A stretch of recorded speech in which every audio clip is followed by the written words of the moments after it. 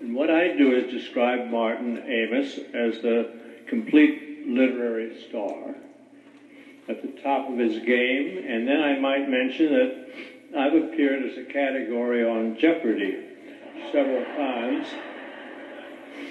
Earlier this year, when I began writing a book I'm calling Blue Dreams, which incidentally is taken from the name of a marijuana, although the marijuana reference earlier had nothing to do with me, I thought it might turn out to be my last novel, number 46 to add to the stack.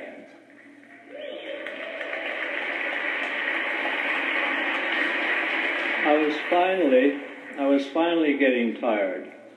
Then the first chapter of the book sold to the Atlantic as a short story, and not long after, a letter arrived from the National Book Foundation awarding me this year's medal for my work, all of it. And I thought, with this kind of boost coming out of nowhere, how could I be working on my last book?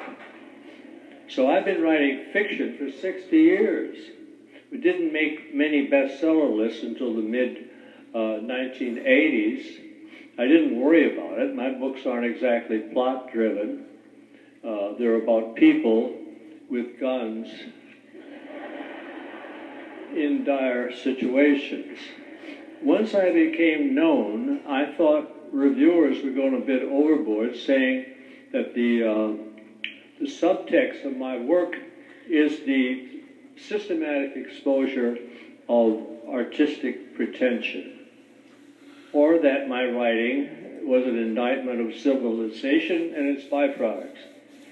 But the review I think of as the most stimulating, if not a realistic appraisal of my work, comes from New Musical Express in London, who calls me the poet laureate of wild assholes with revolvers.